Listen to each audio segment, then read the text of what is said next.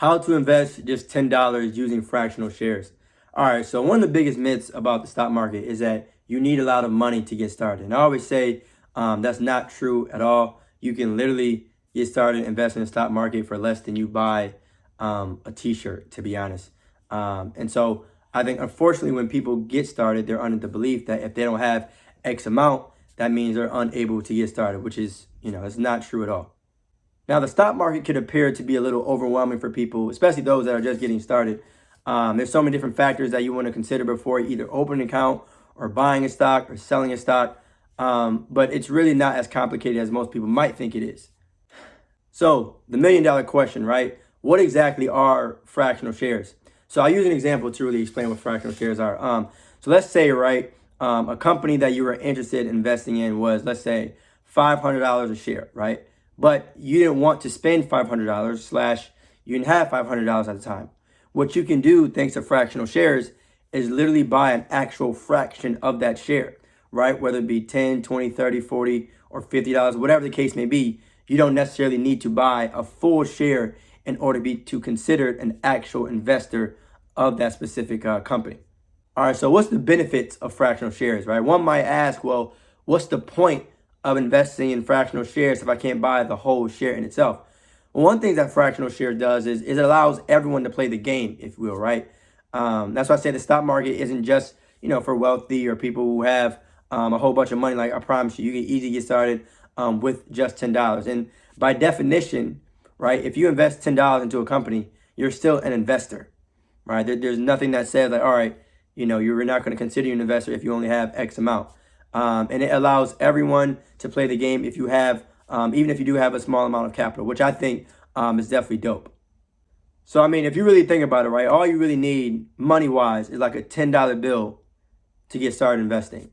The sooner you start, the better. I always say too, man, there's nothing that you can do to kind of change the past. You can just worry about what you got going on now in the future. But young folks should definitely consider the idea of investing, even if it is just $10.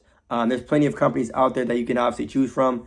Make sure you do your research, but understand at the same time that, you do not need a boatload of cash to get started.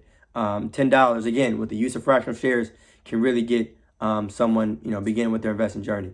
All right, so let's use an actual example, right? So as of the date of this video, right, Amazon is about $3,500, right, for one share of that company. Now, this is not recommendation, nor is it investment advice for you to actually buy Amazon, okay? This is just an example, right? So Amazon right now is $3,500 a share. And some people have used Amazon, to buy stuff off of. Some people have used Amazon, have worked there, so on and so forth, right? But the average investor, at least someone who might just be getting started, might say, well, damn, Theus, I don't know if I want to invest $3,500 into a company. But again, with the use of fractional shares, if you want to invest into Amazon, you could with just $10 to get started. And again, now this is just an example. Please, please, please do not buy Amazon just because I'm mentioning it. But I just wanted to put into perspective for people how real it can be. If a company like Amazon is $3,500 a share, it's a company that I'm sure plenty of people have visited in terms of their website and purchasing products. That's a company that you can also invest in if you wanted to with the use of fractional shares without buying the entire share itself. Now, you got to be careful, though, because not all brokerage accounts, you feel me, offer fractional shares. So if you're someone who's just getting started or beginning their investing journey, and fractional shares is something that interests you, you definitely want to make sure that whichever account or broker you decide to use offers fractional shares. Because, again, just using Amazon as an example, if that were a company that you might be interested in and you didn't have $3,500, then without fractional shares, it might be a little tough. But yeah, again, don't necessarily invest in Amazon because I mentioned them. Just want to put into perspective for people how real it can be. And the good thing about fractional shares is like the buildup, if you will, right? So let's say, again, I like to use examples, you feel me?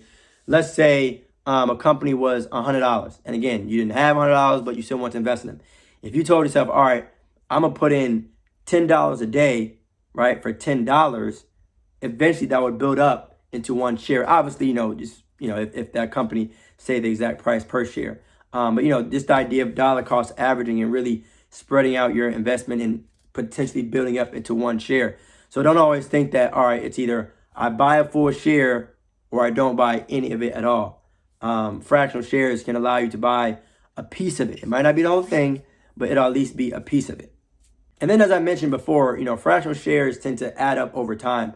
I know, again, like most people may or may not be against fractional shares, but when you start to think about, what else it is that you spend your money on, again, like I said before, you spend your money on whatever you want.